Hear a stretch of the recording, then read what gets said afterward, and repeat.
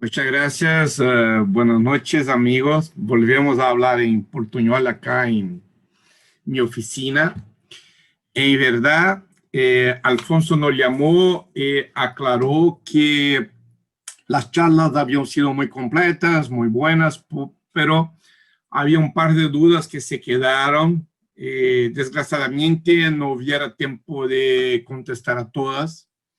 Entonces nos pidió que nos reuniésemos nuevamente y las personas que tuvieron interés anticipadamente nos enviaron un par de preguntas que los jurados que amablemente estuvieron con nosotros durante las 4 charlas se reunieron nuevamente para buscar, complementar, aclarar y, si posible, apresentar una nueva mirada de los puntos. Entonces, recebemos un par de preguntas, elegimos uno, dos, tres, depende de la pregunta, 4 jurados para contestar. Esto no impide que otros jurados que comprendo que puedan añadir conocimiento lo hagan. Entonces, pediría que siguiésemos atentamente las aclaraciones de todos. Mas una vez, agradecimiento a Henry y a Alfonso por toda la dedicación que tiene con nosotros durante todo este periodo de pandemia, nos permitiendo siempre, todas las noches tenemos como 2, 3 horas de un momento muy saludable y de puro conocimiento filatélico. Bueno, la primera pregunta que recebemos es de Dana Casieles. A ver, hacer un cambio acá. Ok, listo. Que pregunta, ¿cuáles son las limitaciones que existen en la utilización de un carnet de celos? ¿Los celos temáticos del contenido del carnet son válidos? Entonces, elegimos, pero no limitamos a que los señores Luis Claudio Fritzen, David Brown y Luis Fernando Díaz contesten la pregunta a señorita Casieles. Fritzen, si tú quieres empezar, por favor. Ok. Mira, los booklets o cadernetas en portugués o libretos en español son una facilidad que el correo creó para que las personas cuando comprasen los selos tivessem uma embalagem normalmente de papelão, um papel mais grosso, para poder levar em seus bolsillos as estampilhas para sua casa. O primeiro booklet que surgiu foi em Luxemburgo, em 1895.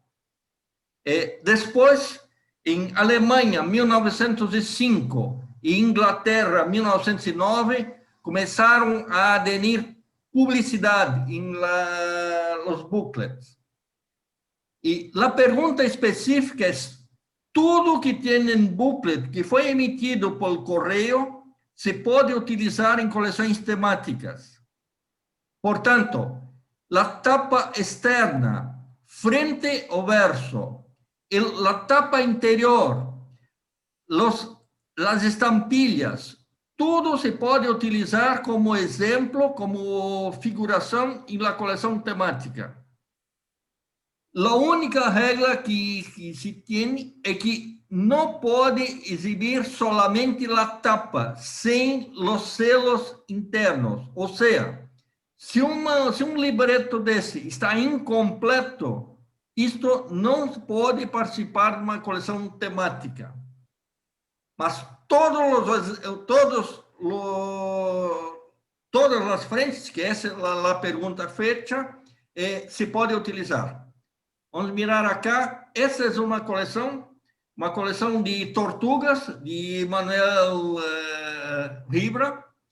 E mira acá, na parte superior direita, temos acá um booklet utilizando a tapa del reverso e na parte inferior outro booklet, com a parte de frente da tapa. observa también que está apareciendo en canto derecho un poco de las estampillas que están en su interior.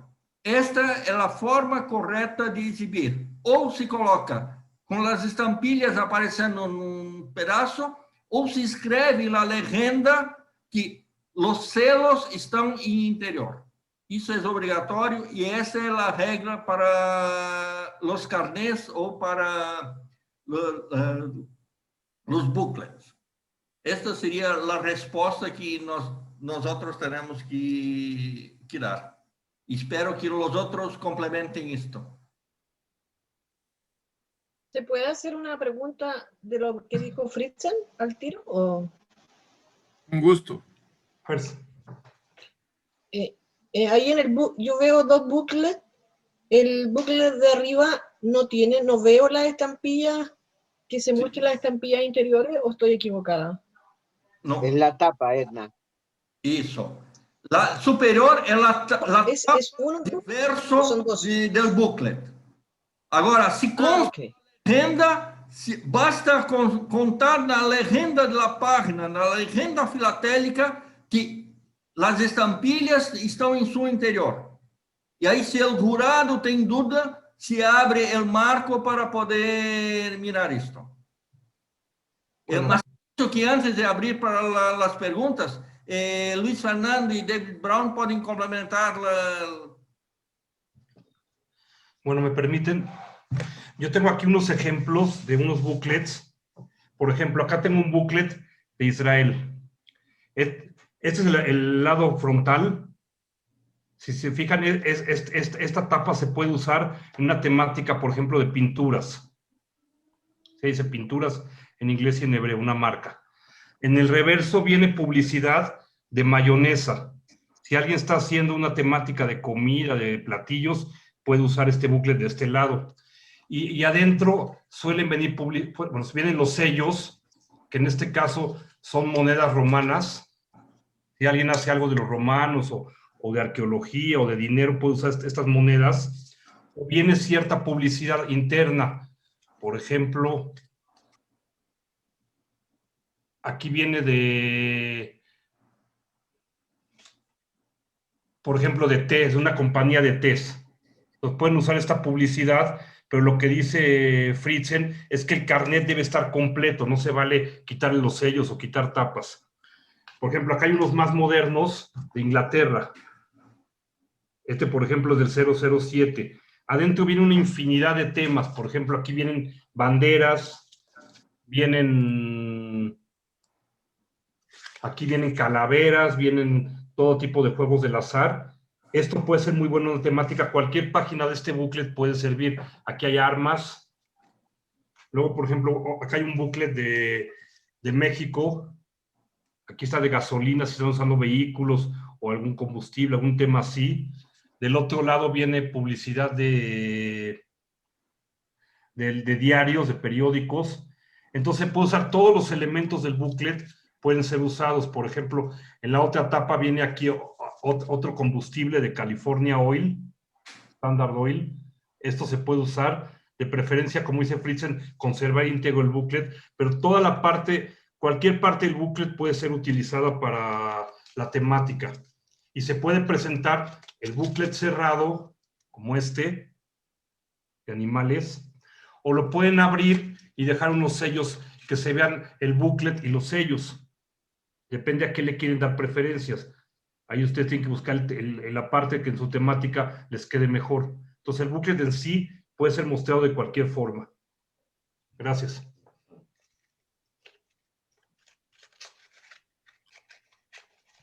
¿Aldo? Gracias, Reinaldo.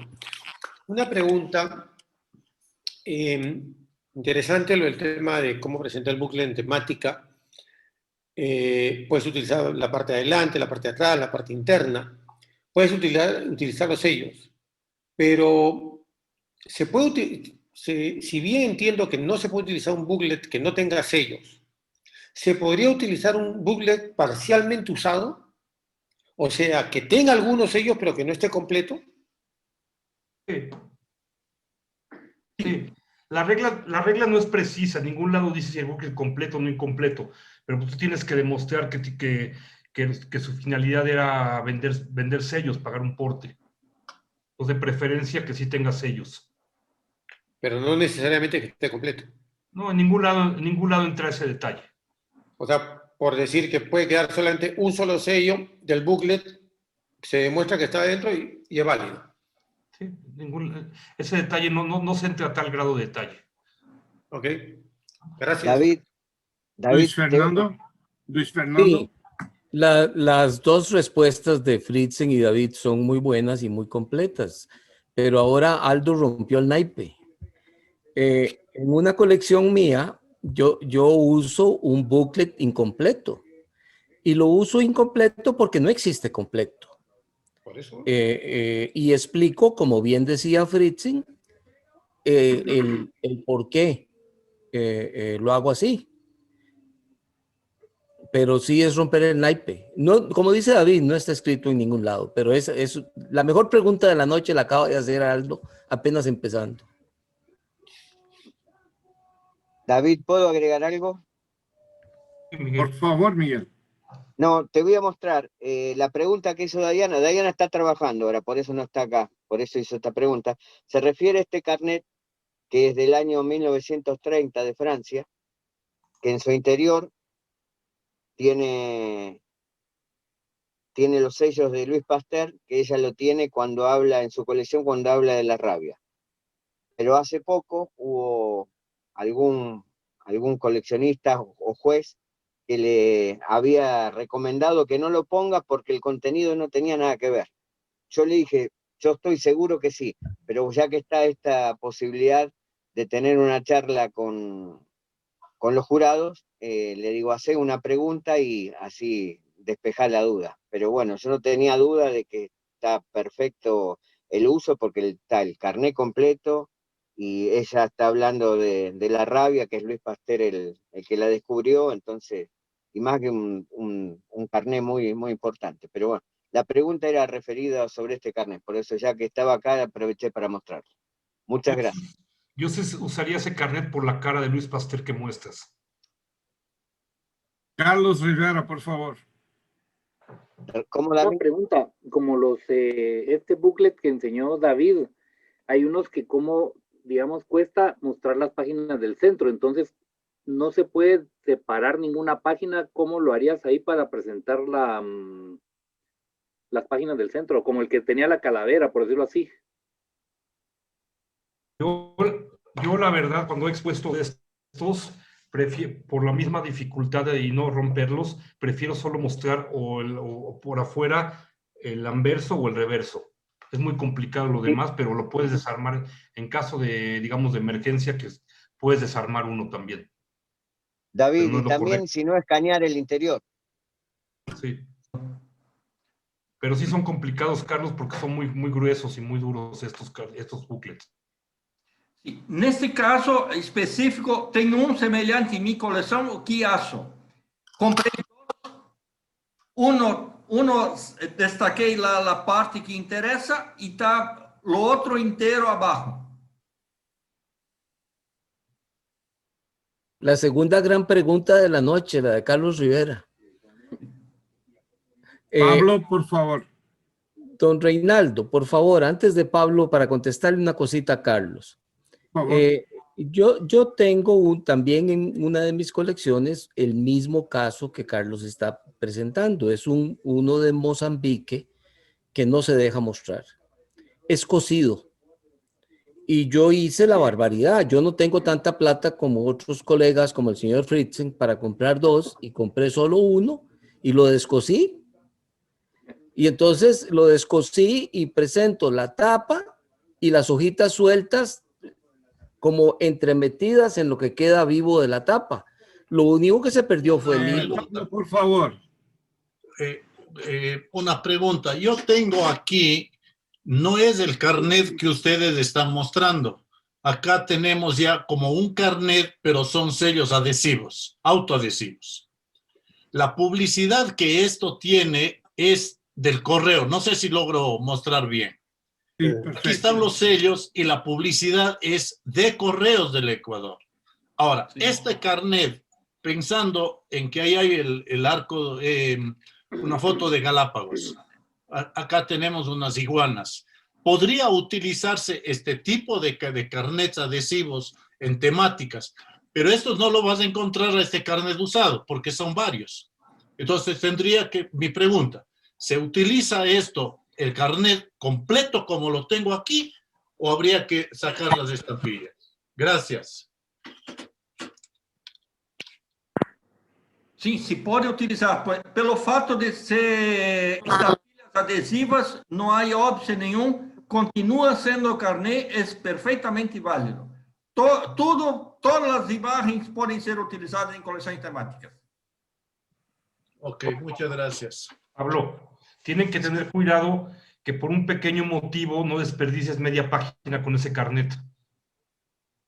Sí, tienes razón. Carlos, tu mano está extendida. ¿Es válido nuevamente o no se apagó? Avancemos, avancemos. Ok, entonces al próximo. Yo quería hacer una pregunta. Por favor, los carnets en España, cuando empezaron con las series básicas, eran de muy baja calidad y los sellos se desprendían de la cartulina. ¿Se pueden presentar reparados o se pueden presentar simplemente con los sellos introducidos dentro de la cartulina en dos piezas sueltas? Mira, a regra, sempre que há uma peça, não estou falando de carnet, mas todas as peças, quando são reparadas, há que colocar na legenda, peça reparada, para ser honesto com o público e com o jurado. Então, se há carnet que foi reparado, coloca na legenda reparado. Agora, es permitido utilizar, no hay problema, con eso, los primeros de España efectivamente son muy horribles y es difícil encontrar un buen estado. Y la goma se despegaba y quedaba suelto el bloque de estampillas del cartón.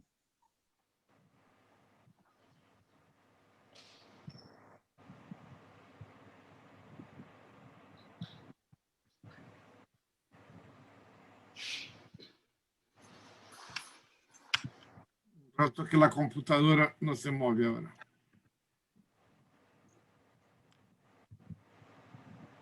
Ok. La segunda pregunta es de Alexander Romero. En filatelia tradicional, ¿qué recomendación se da para describir sobres con portes altos u orígenes poco comunes o incluso destinos, además de rotas y medios llamativos? También en cuanto a cómo considerar las censuras, hasta qué punto hay que describirlos. Entonces, a esto invitamos a Aldo, Dila, Andy y Miguel para aclarar a nosotros.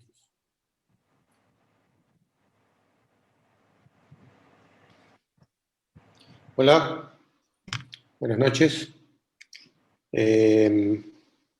Ok, voy a dar una parte de la respuesta a esto y quiero dejar a Andy, a Miguel y a Dila para que también hagan una parte. Vamos a ver.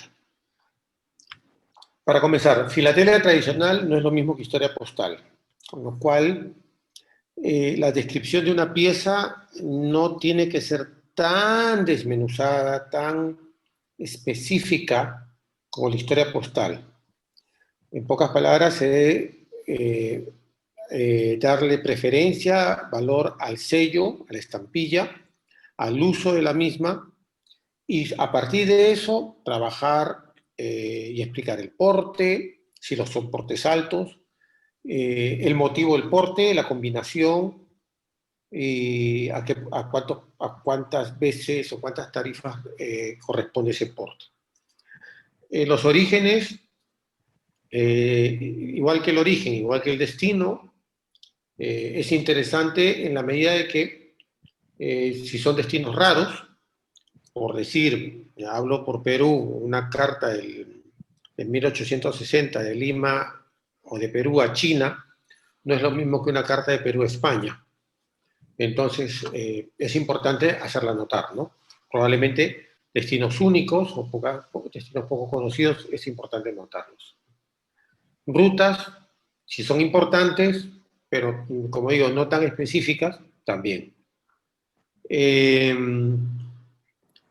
Hay que escribirlo, lo que he dicho, ¿no? Quisiera dejarlo más bien a Andy, a Miguel y a Dila que continúen opinando sobre esto. Muchachos, en sus manos.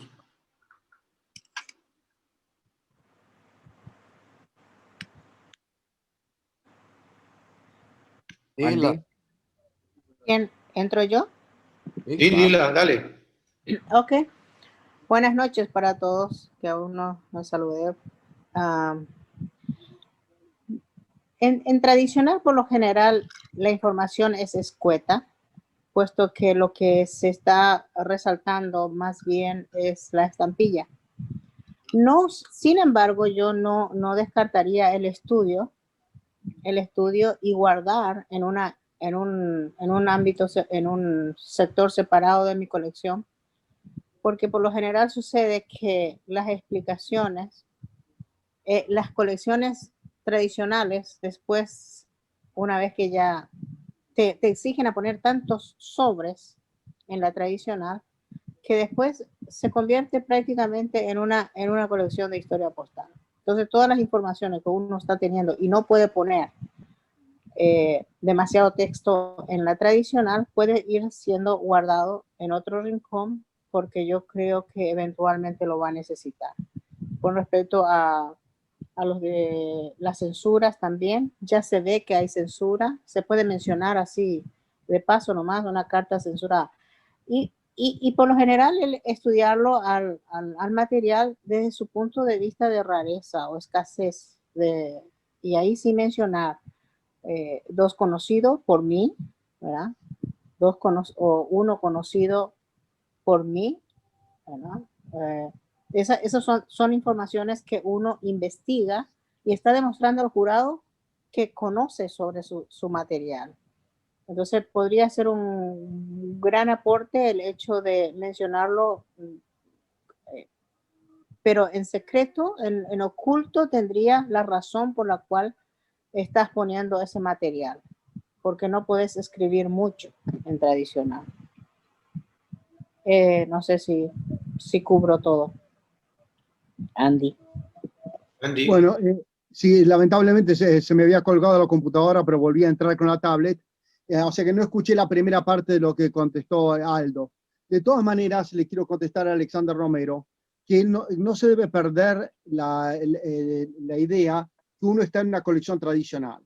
Lo importante es el sello, y entonces si uno va a describir alguna cosa que tiene que ver con el funcionamiento del correo, debe ser alguna cosa escuetamente y decidir por qué va a describir eso. Entonces no es que, digamos que uno está poniendo un sello, 20 centavos de San Martín, para decir algo. Perfecto. El 20 centavos de San Martín está isolato porque era esa tarifa. Pero está muy interesante porque está mandado desde el pueblo más raro a la Cochinchina, para decir algo. Entonces uno dice, y en este caso hago énfasis y lo pongo con una letra diferente, que ya en la introducción puse. Si voy a resaltar algo, es un uso especial. En este caso, hago la ruta, por ejemplo, o en este otro caso, hago el medio de transporte, o en este otro caso, pero no en el mismo, porque en ese uno está poniendo por esta razón. Lo estoy poniendo por la ruta, o por la tarifa, o por la censura, rarísima censura de no sé dónde. Perfecto, entonces uno pone en negrita o en itálica, pero que uno ya lo avisó en la introducción. Cuando está en itálica es porque eso es lo que me hace poner este sobre, y esto es lo especial que tiene. Yo creo que no se debe hacer una descripción en tradicional, una descripción completa histórico-postal, porque eso no corresponde. Es el sello y si uno quiere, qué es lo que tiene de especial el uso.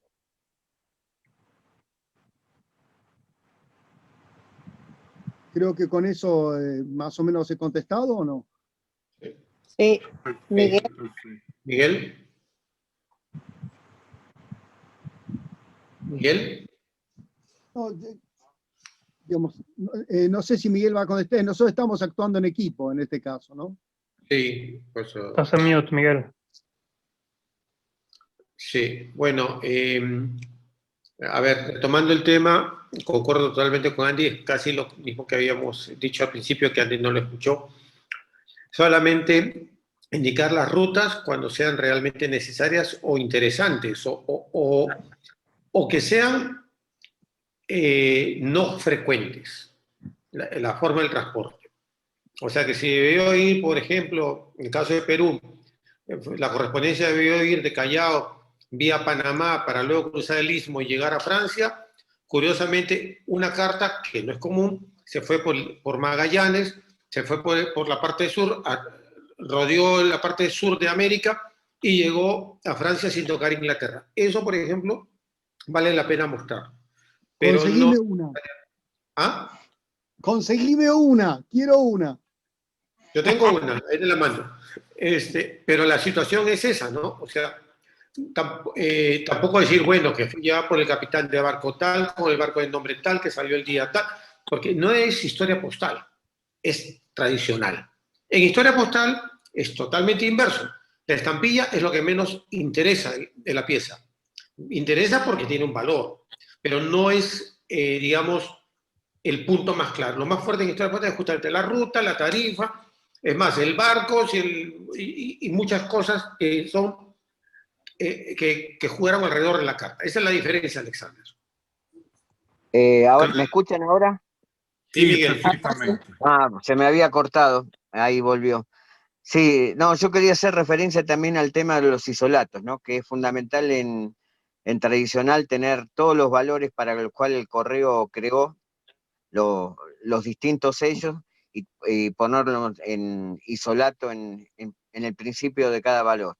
Y después también es algo que con los años lo fui aprendiendo y viendo de otras colecciones, tratar de poner, a pesar de que sea tradicional, variedad de destinos, ¿no? No repetir siempre los mismos destinos, que se ven colecciones que lamentablemente todas las cartas dirigidas, por decir algo, de tal lado a Buenos Aires, bueno, entonces buscar destinos raros, que también eso ayuda a la variedad y a levantar el conocimiento. Enrique, buenas noches. Buenas noches, Reinaldo. Muchas gracias. Quiero adelantar algo a los buenos conceptos que han dado los jueces y con eso recordar a un excelente juez de Canadá, Harry Sutherland. Y él tenía un comentario muy importante porque la pregunta de Alexander es muy importante. La línea entre historia postal y tradicional a veces es muy delgada y hay que tener mucho cuidado. Una de las cosas fundamentales es lo que diga el sobre, y los jueces lo están viendo, no hay que repetirlo. Muchas veces aún los matasellos de llegada que están al dorso, si solo dices que hay un matasello de llegada, te creemos lo que tú dices. Lo que es importante destacar, como dice Alexander, en tradicional, es destacar el valor del sello en los aspectos que considere convenientes, porque lo está poniendo porque ese sello de alto valor es muy difícil en tradicional y mucho más difícil su uso postal. Entonces también es importante entender qué parte de tradicional estás tratando, de qué época y en qué momento. Y las cosas importantes, resaltarlas. Como dijeron los jueces anteriores, razón, destinos difíciles, rutas difíciles, y todos esos elementos, al verlos, los jueces entenderán su significado. Ahora hay dos conceptos. Dila habla de decir uno o dos conocidos. No es muy claro hablar de conocidos. Es muy importante hablar de cuántos están reportados. ¿Cuántos de esos sobres se han reportado? Porque el conocido es cuando tú puedes decir único conocido, porque está esa seguridad y pone la trayectoria de ese sobre. Entonces, solo quería agregar eso a los jueces y estoy en esta reunión para agradecerles a todos, a ti, Reinaldo, y escuchar con mucha atención lo que mis colegas quieren decir. Gracias. Gracias a ti, Enrique.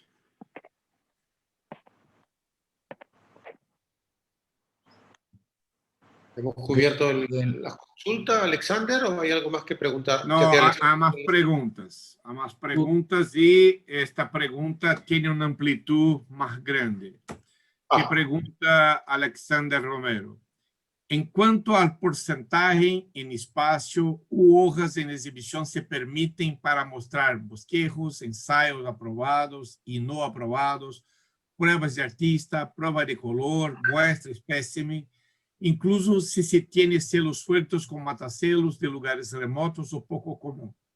Mire, esta pregunta es bastante abrangente porque envuelve el tema de montaje, pasa por el tema de estado de realidades, por tratamiento, importancia, por la investigación. Entonces invito a todos que hablen un poco sobre este tema. ¿Quién comienza? Walter. ¿Yo? No, Walter. Si quiere comienzo yo, pero yo creo que debería ser Walter. Entonces empezamos con Walter Britz.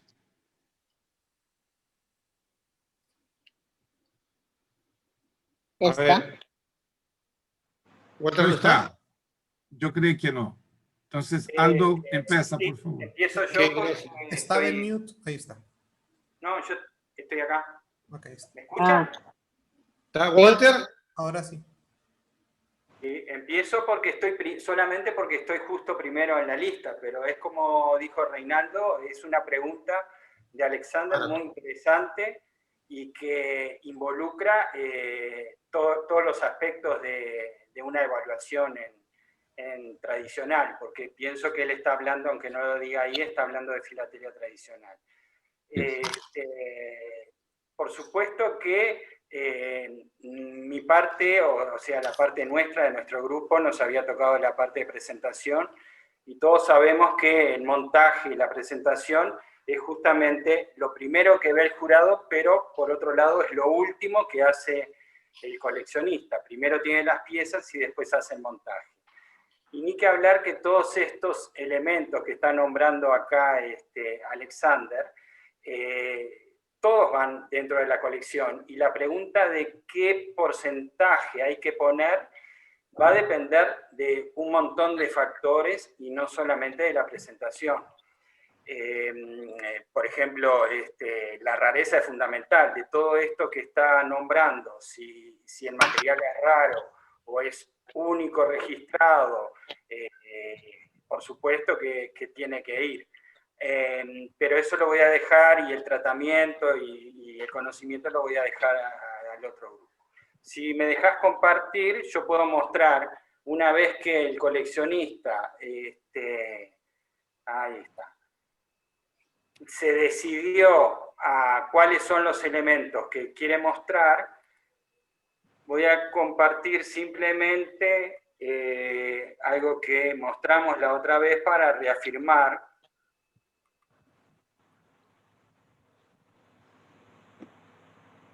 qué hago con el material después. Indudablemente hay muchas veces, muchas pruebas y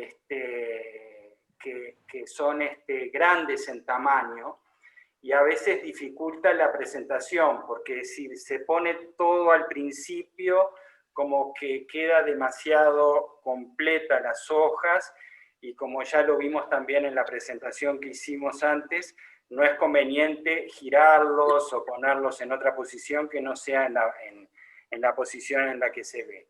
Entonces quería mostrar, para reafirmar, que una forma coherente y una forma que queda con una apariencia estética lindo es de repente en cada valor ir poniendo uno de ellos, como en esta colección de Christian Monwat, que lo resolvió de esa manera. Cada vez que iba poniendo un valor, ahí iba poniendo material de preproducción.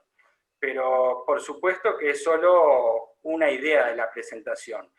No hay ninguna limitación en el porcentaje. Ya digo, el porcentaje más bien va a estar dado por lo que los compañeros jurados van a decir sobre tratamiento, sobre rareza y sobre conocimiento. Así que no sé si Teddy quiere agregar algo en la parte de enteros postales y después pasamos al otro grupo. Teddy. Gracias, Walter.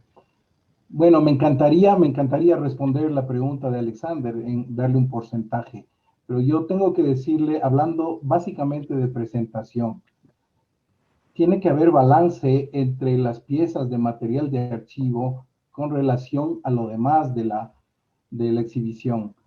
Hay que tener muy en claro si estamos trabajando en una colección de un marco, de 5 marcos o de 8 marcos.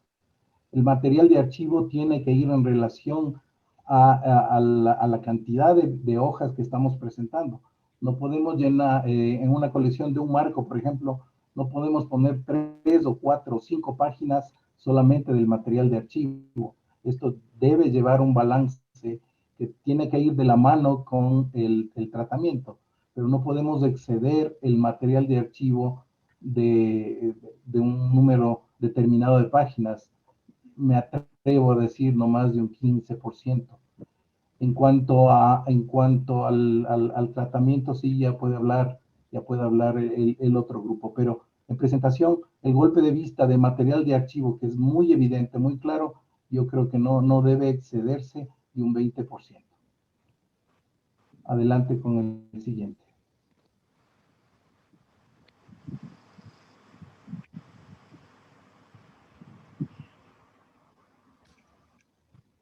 Si va a hablar David.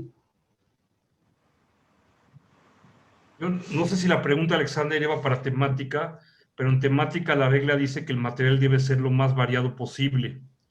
Entonces, simplemente no debes de abusar de muchas pruebas, sino tiene que estar equilibrado en todo el tipo, entre sellos, booklets, cartas, errores, pruebas, y entre ello lo que él dice.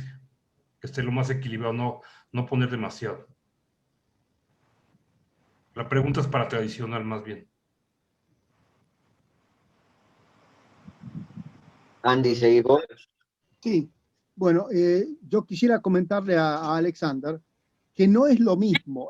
Sí, si estamos tratando de material de archivo, estamos de acuerdo, pero dentro del material de archivo no es lo mismo un dibujo del artista original aprobado que un espécimen o que una prueba de color.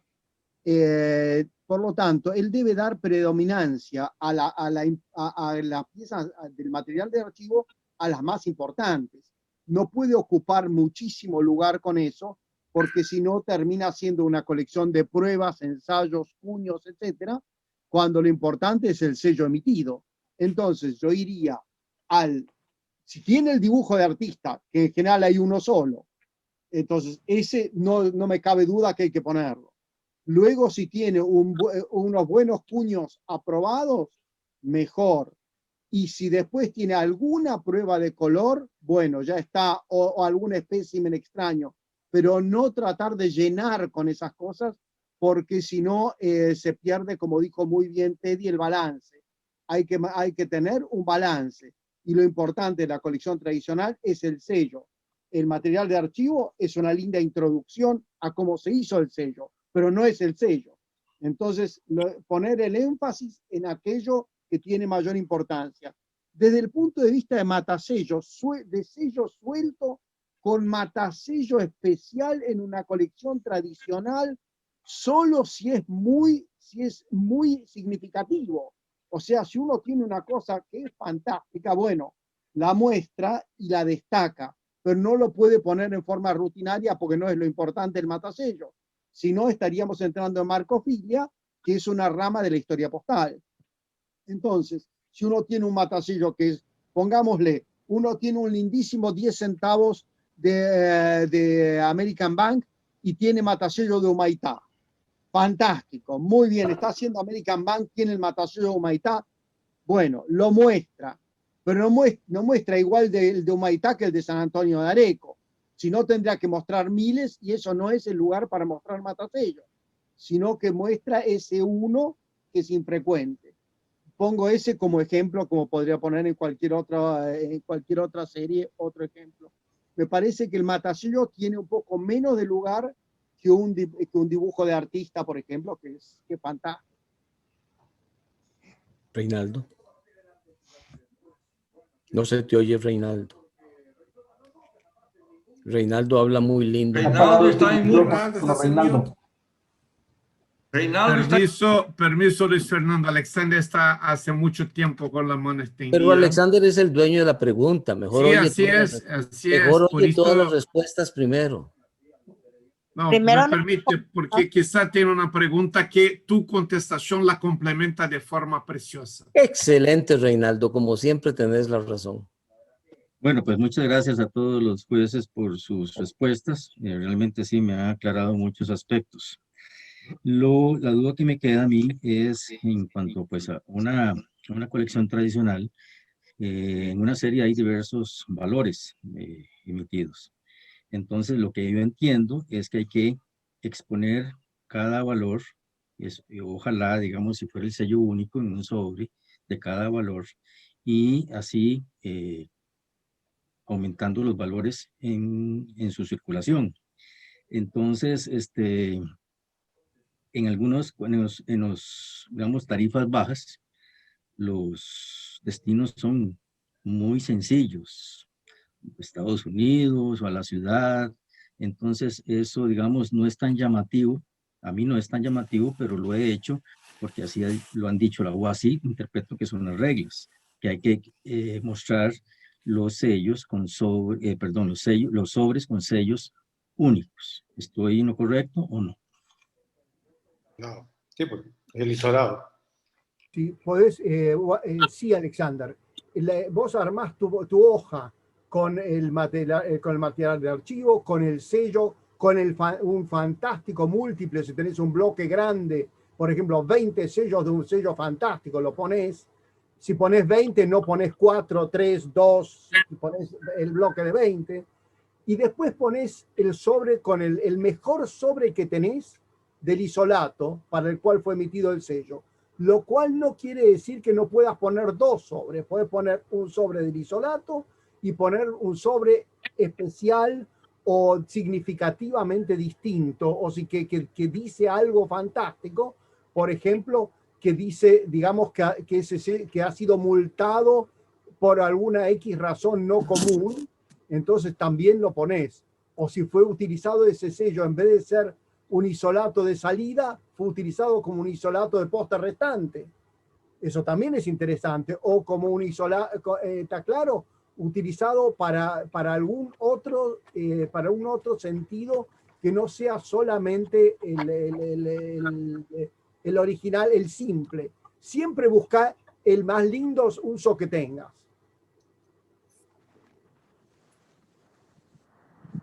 Yo quisiera ampliarlo. Okay, gracias. Permiso, Dila, Luis Fernando estaba indignado a ver si tiene y después con gusto paso palabra a usted. Okay. Reinaldo, hay una lista larga de gente esperando. Tal vez yo los tengo todos acá listados. Pero le damos el privilegio a Dila para que hable ella primero y después sigo yo. Tú eres un caballero, por eso te agradezco. Dila, por favor. No, era nada más que para ampliar en el formato justamente que se está hablando. Muchas veces he visto colecciones que han agregado, por ejemplo, las no emitidas, las pruebas, y dice no aprobadas, pero no emitidas. Entonces, yo creo que eso es eventualmente puede resultar negativamente porque está ocupando espacio para otras piezas realmente importantes. Entonces hay que tener, creo que había una de las preguntas, preguntaba sobre las pruebas no adoptadas, las pruebas no adoptadas por el correo. Yo creo que hay que evitar ese tipo de material justamente porque no fue emitido ya por el correo, que los dibujantes hayan hecho los dibujos, pero hay que agarrar en todo caso el dibujo que fue adoptado por el correo, fue corregido y pulido por el correo. Entonces, solamente porque el jurado, y como yo soy la jurada más mala, siempre digo, bueno, pero está llenando con cosas que no debería, mientras que el espacio está usando para algo no emitido por el correo y debería de estar piezas realmente que debería demostrar. Nada más que esa parte quería yo acotar, agregar a lo que dijeron los compañeros. Gracias, Dylan. Don Luis Fernando Díaz. Don Reinaldo, muchas gracias. Yo voy a ir despacito porque esto está complejo. Lo primero es que Alexander va a tener que grabar esta sesión de manera especial y estudiarse todo lo que le están diciendo todo este montón de gente porque él se lo ganó. Él hizo esa pregunta y ahora tiene todas las respuestas. Yo como soy amigo aquí de vecino de Alexander, lo llamé por teléfono y le dije, lo hablamos el sábado con un vino y los materiales en la mesa. ¿Verdad, Alex? Así es. Pero no, él insiste en hacer la pregunta. Entonces tiene que recibir las respuestas. No, yo creo que podemos aprender mucho porque es una pregunta que tiene que ver con muchas clases. Por supuesto que da la impresión por la anterior de que esto tiene que ver con tradicional, pero claramente hay que entender que la pregunta de Alexander aplica, como bien lo entendió Teddy y lo explicó de manera correcta, desde enteros, pasando por tradicional, historia postal, hasta temática. Y no puede descuidarse. David hizo una aproximación a lo de la temática, pero todavía no se ha hecho la diferencia entre tradicional e historia postal. Yo voy a ir un poco en orden, entendiendo que Teddy deja claro lo de enteros y paso a lo de tradicional. Y me parece que es absolutamente correcto como lo explicaron y desde la primera respuesta, la que hizo Walter Bridge usando ejemplos de la colección de Christian Moat. Esta es una colección que sirve de muestra, Alex, para hacer colecciones como las que vos tenés de universidad y demás, porque tiene exactamente el tratamiento que uno espera ver en una colección de esas características de tradicional, en la cual, como bien explicaba Walter, el coleccionista mezcla distintos tipos de material previo y lo resuelve todo en una página prácticamente.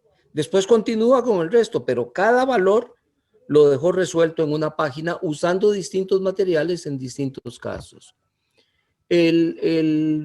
Aquí intervienen algunas personas con una observación como la de Miguel y la de Andy, que son raras para los costarricenses, que es el tema del isolato o el uso único, porque en Costa Rica no se le hace mucho énfasis hace mucho tiempo a eso y se ha tenido una preferencia más bien por los usos combinados y los usos altos, un poco al estilo norteamericano, sobres multicolores y cosas por el estilo. Pero yo creo que ellos tienen razón, Andy, Miguel y todos los compañeros del Cono Sur que insisten en el uso del sello solo en relación con la tarifa específica. Ese es el primero que debe mostrarse en la colección tradicional. Yo coincido con eso y en mis colecciones yo trato de hacerlo.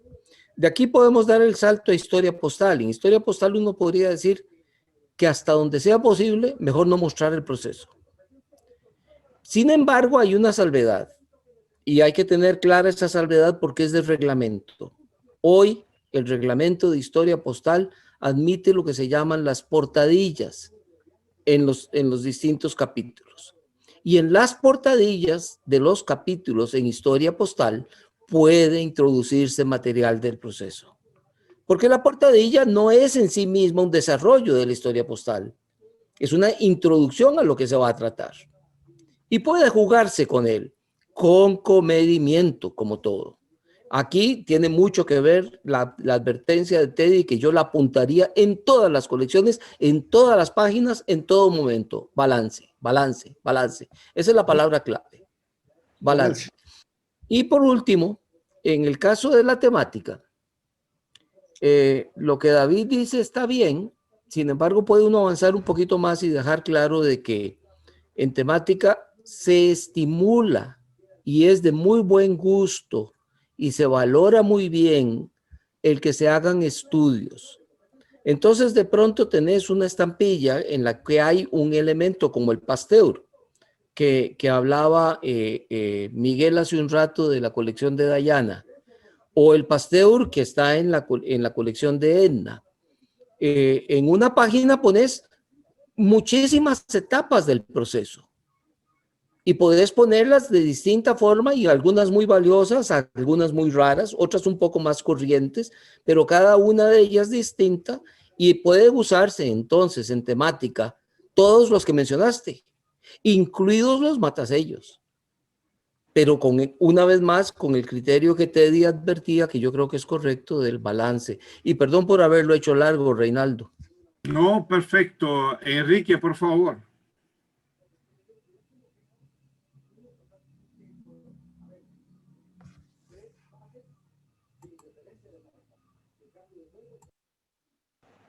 No lo creí. Enrique, Aldo. la cámara. Sí, ¿sigo yo? Sí, por favor. Ya, ok, gracias. A ver, voy a darles una opinión desde el punto de vista tradicional y viendo el tema tratamiento.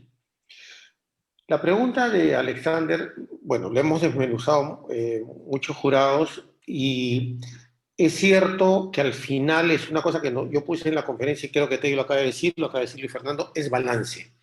¿Cuánto es material de prueba? ¿Cuánto es material de archivo? ¿Cuánto es material de preproducción? Es lo que el expositor decida presentar, pero que debe mantener un balance a lo largo de la colección. No es lo mismo un marco 5, 8, como dijo Teddy. Allí hay que decidir qué colocar y qué no colocar. Mantener una línea de presentación pareja para toda una colección, si es que tienes distintos valores, que parece que es la idea. Ahora, colocar material, como le dicen isolatos, o sea, vienen a ser la pieza individual utilizada para el fin para el cual fue emitida, es importante, como que también es importante colocar distintas rutas, distintos valores, distintas combinaciones. O sea, todo está permitido. Tradicional permite todo. Permite tanto que permite colocar cancelaciones. O sea, no abusar de ellas, pero te dejan presentar cancelaciones. Más aún cuando esas cancelaciones pueden servir de una referencia particular para la emisión en sí. Tradicional permite. Lo que tienes que hacer es cuidar qué es lo que vas a colocar, cómo lo vas a colocar y contarnos la historia al inicio. La hoja de introducción te va a decir todo. Tú me vas a decir cómo hacer el cuento, la historia que me vas a contar y a lo largo de los marcos de tus hojas vas a mostrarme el material, con pruebas, con diseños. Y hay una cosa importante también que me olvidaba. Si ustedes retiran una parte del periodo que han elegido, por decir 1850, 1870, y de repente pues hay una emisión muy complicada o una emisión que no fue emitida y la sacan, estás haciéndote un problema. Tienes que mantener continuidad. Así la emisión no haya sido emitida, o sea, la estampilla no haya sido emitida, o sean unas pruebas no aceptadas, pues vale la pena colocarlas. Y muy pequeñitas, o sea, muy poquito, pero tienes que mantener una línea. Porque cualquier jurado te va a decir, oye, acá faltó. Por ejemplo, voy a un caso de Bolivia, los ensayos Reister, ya, mucha gente dice, son los ensayos que no salieron, que fueron hechos antes de la producción de los cóndores y después de las chayas. Sí, pero son ensayos que fueron adoptados, aprobados y tienen que estar en una hoja. Perderás una hoja de tu colección, pero no pierdes continuidad. Gracias. Enrique, por favor. Muchas gracias, Rinaldo. Acaba de decirlo Aldo, lo que manifestó Teddy fue realmente el principio de las guías que deben no solo a Alexander, sino a todos los que queremos o quieren exponer un marco, 5 marcos, 8 marcos. Quiero agregar además en qué nivel estás de la exposición, en qué nivel de medalla, de puntuación, o es tu primera participación. Entonces, todo lo que ya han dicho los jurados es correcto, es tomar de todos ellos, y yo solo quiero agregar algo que nadie trató, porque tú preguntaste sobre las censuras en tradicional. Las censuras es un capítulo muy importante de la historia postal de todo el mundo. Historia postal, sobre todo. En tradicional, la censura se puede mostrar pero muy limitada. La historia postal importante es las censuras en la historia postal. No se te olvide, y es un poco lo que dice Andy de Argentina, es el rey de los hobbies y el hobby de los reyes. En tradicional, el rey es el sello postal, es tu sello, y saber el balance, como ya todos lo dijeron. Y pon lo que tú amas poner, lo que te guste, y verás que al final vas a alcanzar las grandes metas que te propones. Muchas gracias. Alexander, por favor.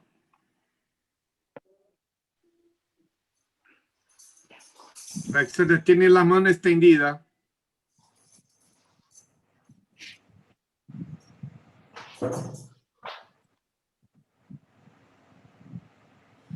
Entonces, con permiso. Alexander, baje la mano o le pegan un manotazo en la mano. Yo no subí la mano. Bájela. Entonces, le van a pegar un manotazo. Julián, por favor.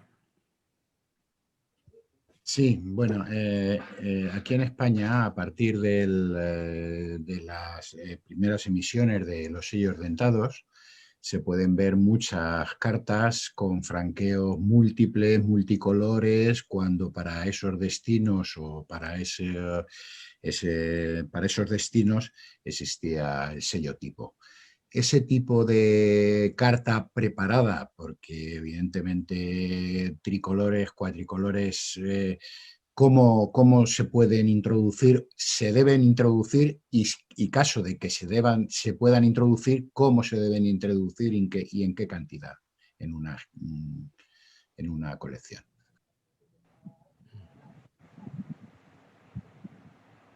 Con cuidado. Tal cual. Que se puede, desde ya está preguntando Julián en una tradicional, supongo.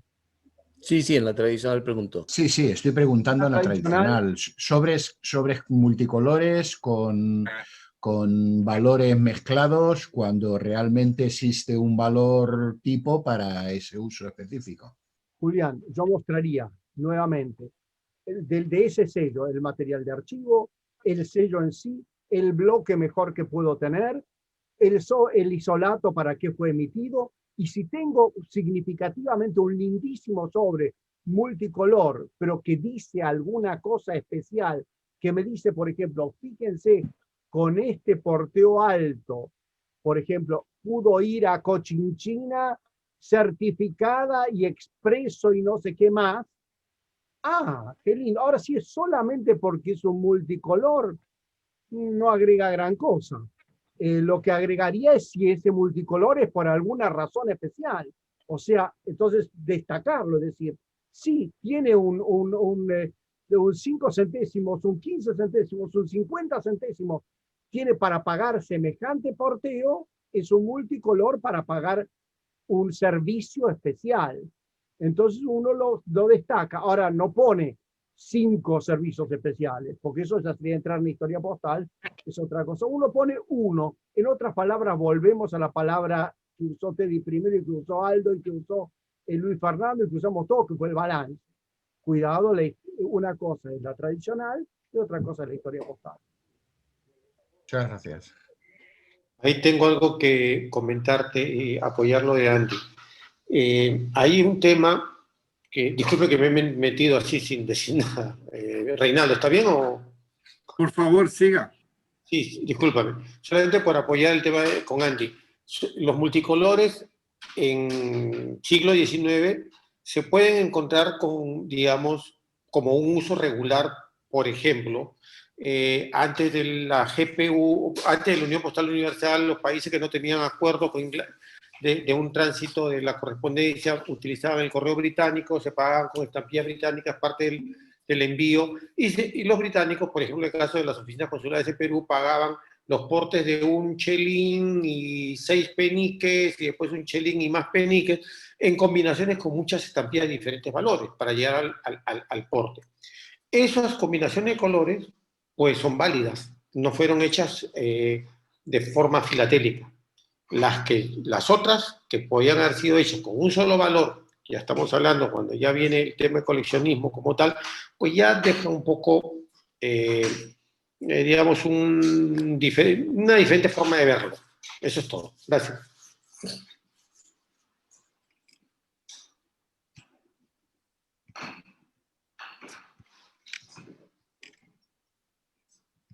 La próxima pregunta viene Sergio Recuenco.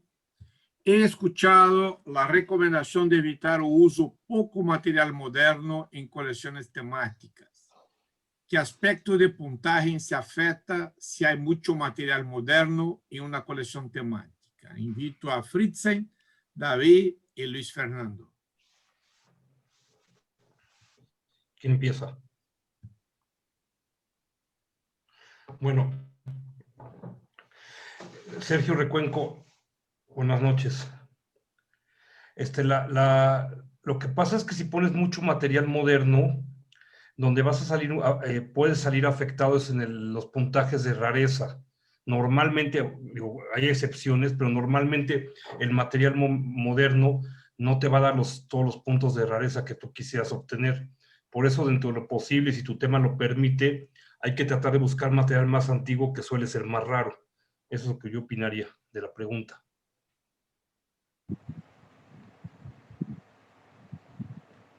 Pretendo, entonces está compartiendo la pantalla.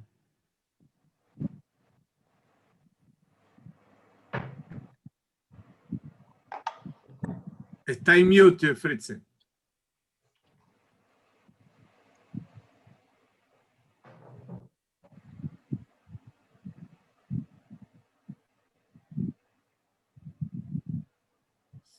Sí.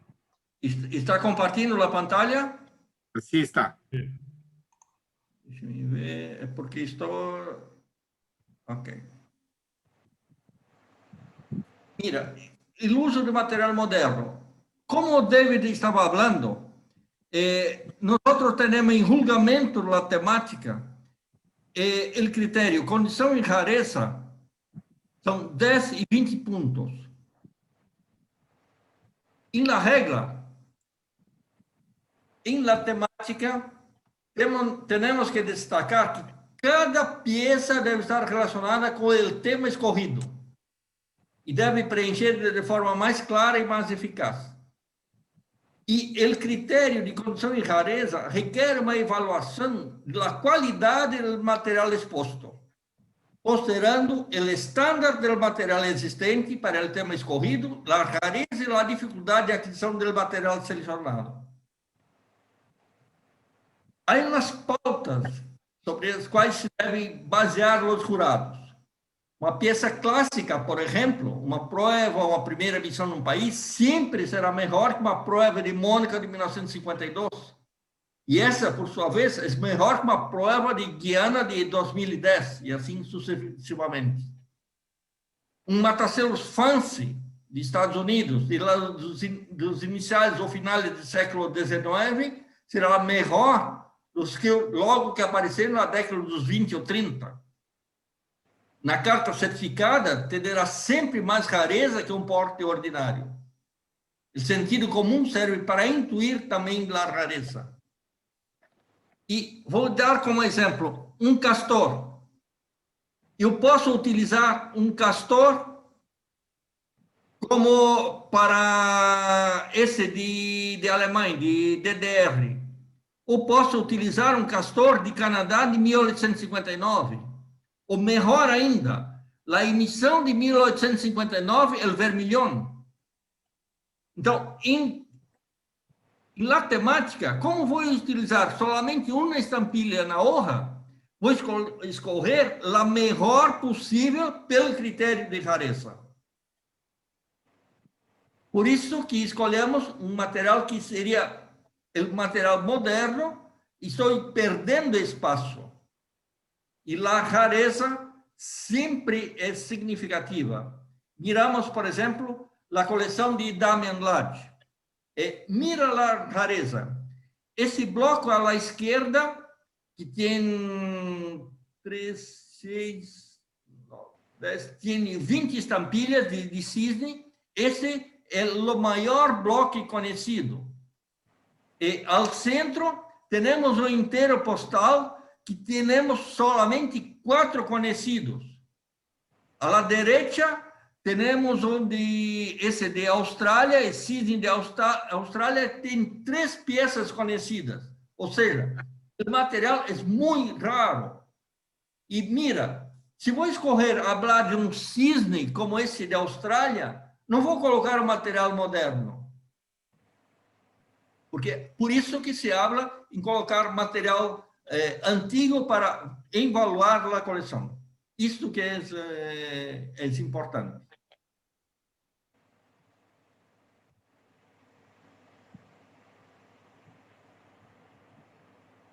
Digo yo. Luis. ¿Puedo hacer un alcance? Por favor, Luis Fernando es un perfecto caballero, le cede el paso. Sí, yo me imagino un poco la pregunta ¿dónde va Recuenco? Es cuando uno elige, por ejemplo, un tema moderno. ¿Ah?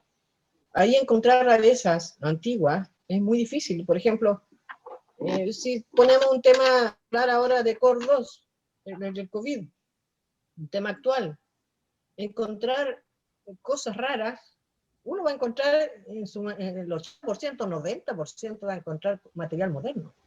Entonces, en ese caso, uno no estaría usando, es lo que hay, creo yo. Y buscar, por un lado, un enfoque que me lo lleve un poco más atrás para yo poner un poco de material más raro. Es lo que yo creo que Sergio, con SARS, con su colección de SARS, está tratando de preguntar.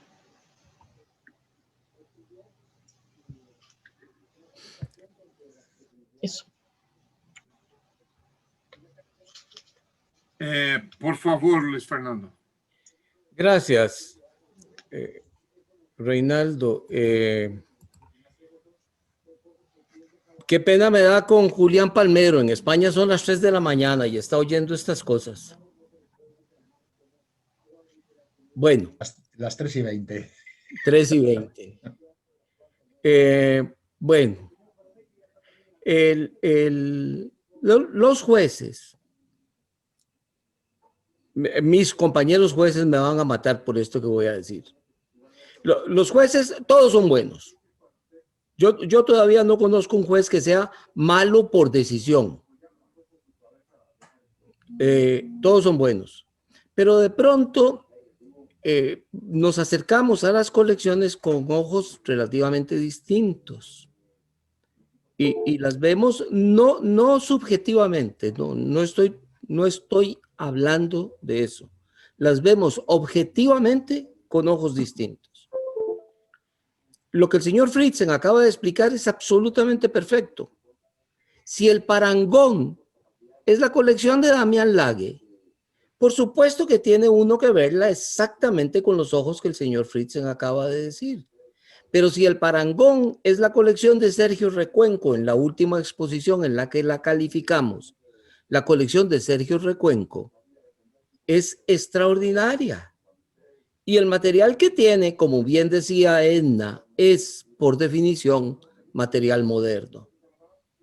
Entonces, hay que tener como juez alguna especie de elasticidad, de adaptación, para poder entender que no son iguales todas las colecciones.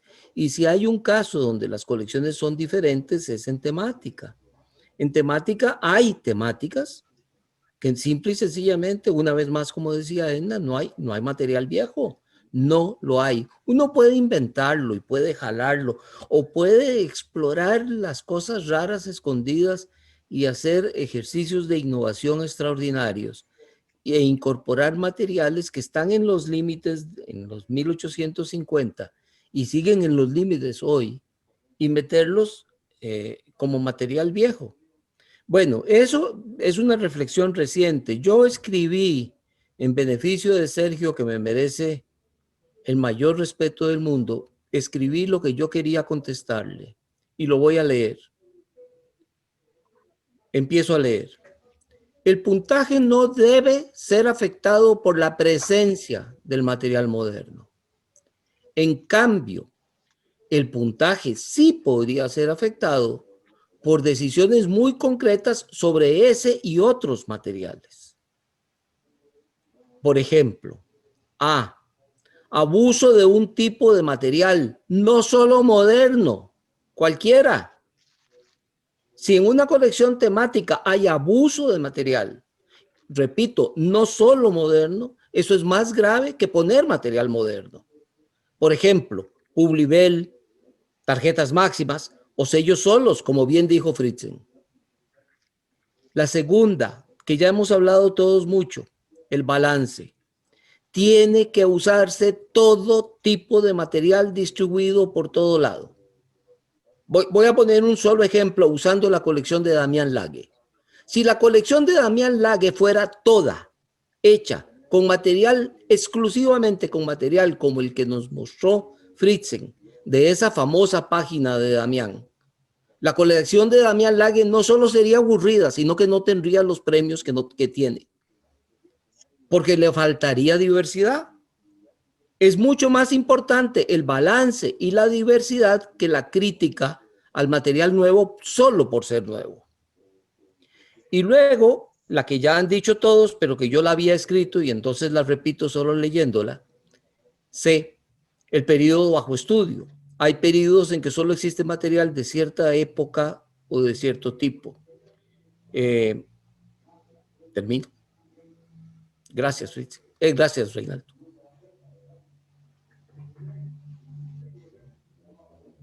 Me parece muy importante el comentario, Luis, en el momento que tú aclaras que por veces el detalle temático no se logra ubicar en una estampilla, un material más viejo, y esto está en un material más nuevo, y la diversidad. Me parece perfecto la colocación. Muchas gracias. Mauricio, por favor. Gracias, Reinaldo. Una pregunta así general con relación a lo que acaban de mencionar, con relación a material moderno. Ahora aquí vamos a una pregunta que les quiero lanzar. ¿Dónde ponemos la fecha de qué es moderno y qué no es moderno? ¿O qué es tan raro o qué no es tan raro? Lo pregunto en el caso de donde yo estoy ubicado, que hay material filatélico, si nos vamos 50 años atrás, se imprimían 1 millón. Me voy 5 años atrás, se imprimen 15,000 series.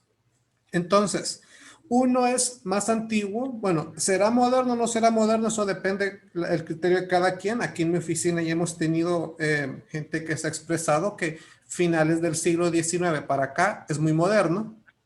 Yo puedo decir que 1985, mi fecha de nacimiento para acá, es moderno. Entonces, ¿dónde ponemos la línea de lo que es moderno? Y con relación a la rareza, puede ser material. Y lo digo en temática, que es algo que me ha llamado mucho la atención, aunque yo nunca lo he hecho, pero está en mis planes hacerlo. Hay material que yo veo que yo puedo utilizar, pero que no es tan antiguo, pero es muy difícil de conseguir. Y estas opiniones que son muy respetables, pero que le están dando más énfasis a algo antiguo, no sé, para alguien que quiera empezar, lo miro como un reto que estoy dispuesto a asumir, pero es como una barrera que uno encuentra, tal vez más de alguno concuerde conmigo, que le están dando mucho énfasis a algo muy antiguo, habiendo cosas muy buenas que tampoco son fáciles de conseguir. Eso es lo que quería comentar.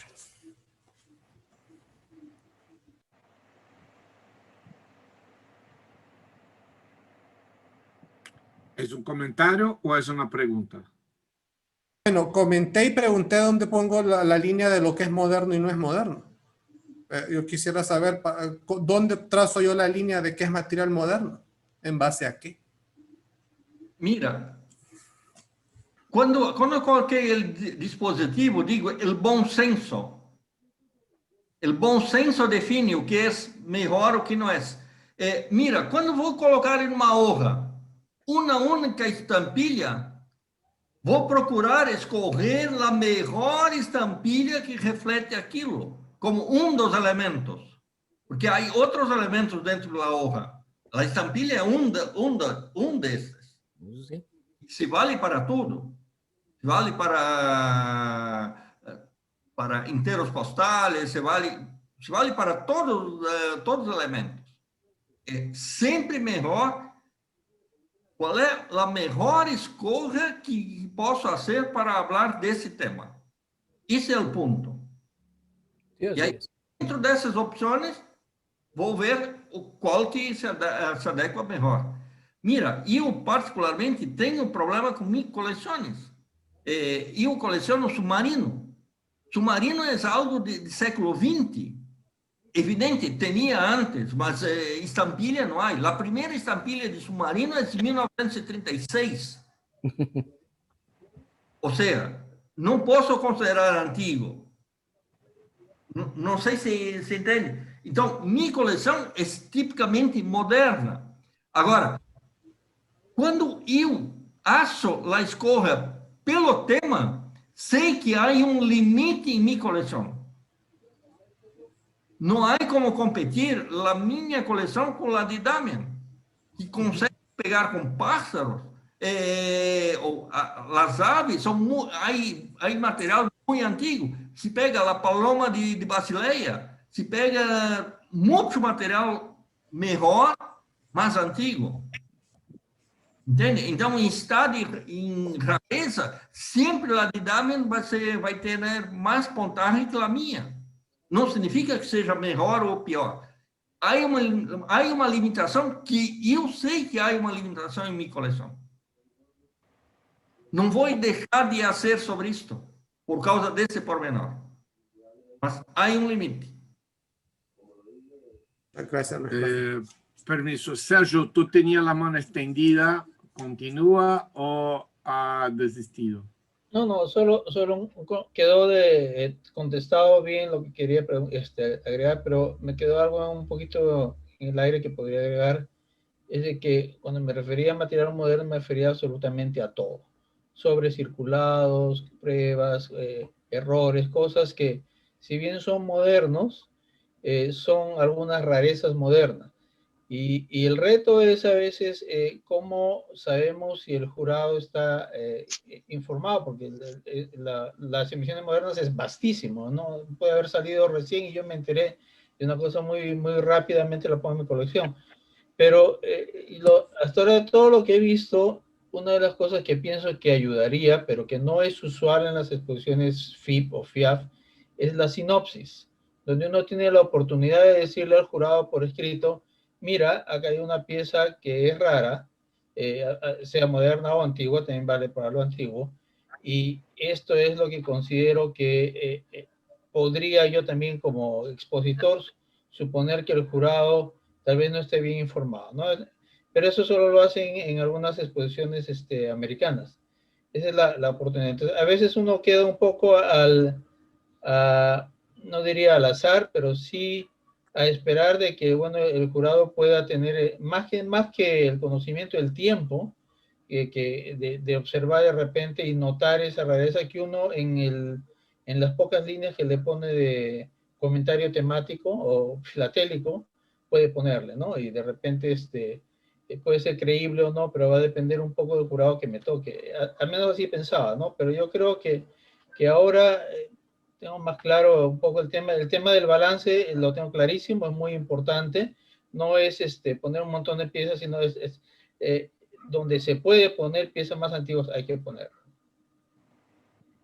Primero, Sergio, te digo que en las disposiciones de FIP y FIAF es totalmente permitido el envío de sinopsis en el momento que tú envías el guión y la introducción de circulación. Entonces, un par de exposiciones FIP se recibe la sinopsis. Entonces, no hay ninguna prohibición y tú, mejor que cualquier jurado, conoces su colección. Mauricio, si tuviera que buscar una fecha, yo consideraría a partir de 1920 como moderno y abajo de 1920 como clásico. Dila, por favor. Sí, justamente sobre la antigüedad.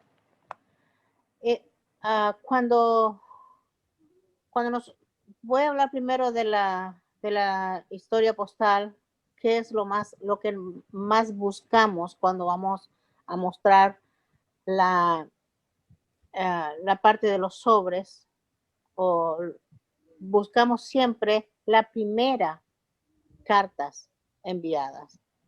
La más antigua te va a definir justamente el periodo que estás abarcando. Por ejemplo, en el caso de la temática, yo recuerdo que cuando ayudaba a mi hija a hacer su colección de flores, dije, bueno, lo primero que me puse a buscar es cuál es el país que emitió la flor la primera flor, ¿verdad? Entonces me voy y encuentro que justamente el primer país era Cuba, que emitió la primera flor. Creo que era Cuba. Ya me olvidé porque pasó tanto tiempo de esto. Pero es eso lo que te va a definir también tu antigüedad. Entonces, depende mucho de tu tema. Si es un tema, así como habla Friesen, que 1933, bueno, su más antiguo van a ser 1933 para enfrente. Y así dependiendo. Lo mismo en la historia postal. En la historia postal uno agarra y ojos de buey. Muy bien. Todos buscan en la primera carta cuál fue el año que se usó y cuál fue el primer uso del ojo de buey. Todos buscan lo que están en eso. Y todos sabemos, los jurados también, que si me pone ahí el sellito de que es el primero que circuló, y voy a saber también de que hay una letrita ahí invertida que a mí como jurado me da la pauta de que sí, es verdaderamente el correcto. Y así sucesivamente, entre los precursores, ¿cuál es el primero que se conoce que circuló? Entonces, ahí hay mucha información también, mucho conocimiento, mucha investigación. Otra vez volvemos a cuánto te puede premiar el jurado cuando uno escarba y consigue las piezas correctas. Es todo. Perfecto, gracias.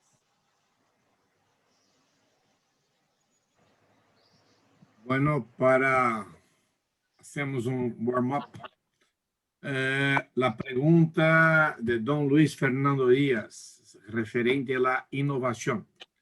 ¿Cómo se acreditan los 5 puntos y con base en qué factores se rebajan los puntos? Invito a David Brown y Luis Claudio Fritzen para contestar la pregunta sencilla que tenemos. ¿Vas, Fritzen, o voy yo? No, mira. David, por favor. Bueno, el espíritu de la regla de la innovación de los 5 puntos es que en temática, que es la única clase que califica la innovación, presentemos temas o formas de ver temas de una manera nueva, una manera, ahora sí que innovadora. Entonces, la primera vez que yo presento un tema, digamos el COVID, pues va a ser innovador porque nadie ha presentado una colección de COVID.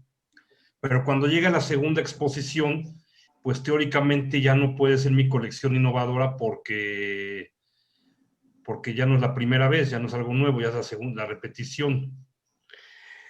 Esto no está claro en ningún lugar del reglamento, clarifica este punto. Sin embargo, como lo podemos tomar en temática, es con el tiempo nuestras colecciones tienen que ir mejorando la forma de, no nomás el tema, la forma de presentarlo, la forma de explicar nuestros puntos, la forma de escoger el material con ideas nuevas. Yo creo que esa es la manera que podemos enfrentar los 5 puntos de innovación, no quedarnos estáticos con el mismo plan, con el mismo piezas y con el mismo tratamiento. No. Miguel. Só para hablar, mira, está agendado para dia 13 de março uma charla, vou tratar especificamente disso como inovação, e vou deixar para discutir nesse ponto específico, dia 13, todos os aspectos de inovação.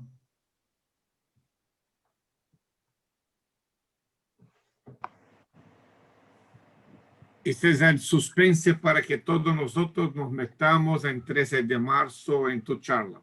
Exatamente. Sí. Luis Fernando va a tener que estar presente en la charla de Fritz en 13 de marzo para aclarar su pregunta. Es una invitación. No, no puedo. No puede. Entonces te contesto. No puedo. Ese día tengo que ir a visitar a mi suegra. O sea que es mejor visitar a la suegra que escuchar la charla de Luis Friesen. Yo creo que tienes un argumento para no dar a la señora. Eso es bien temático, Luis. Bien temático. Sí, señor.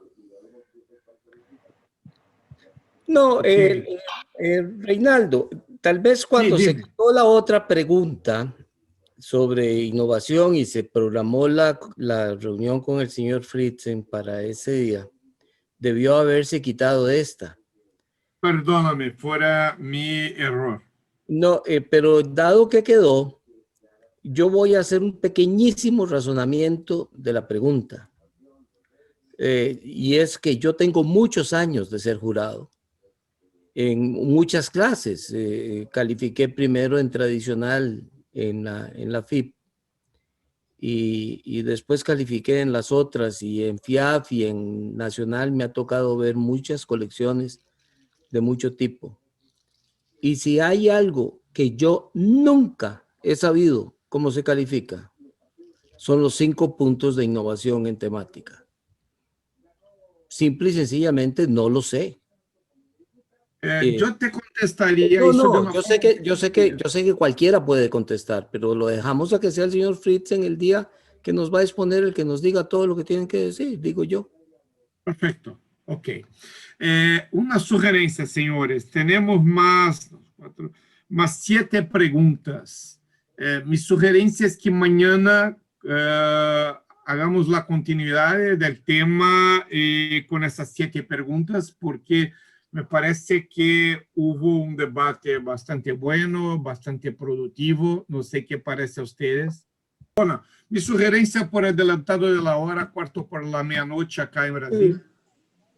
Mi sugerencia es que mañana nos reunimos nuevamente con las últimas 7 preguntas que tenemos.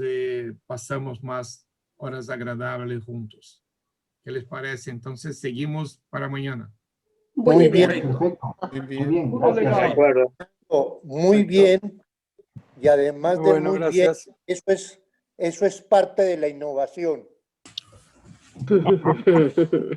Tenemos 5 puntos. Entonces. Estaba previsto. Por eso las 2 fechas. Estaba previsto. Ok. Entonces, bueno, no sé. vecinos. En el día de mañana.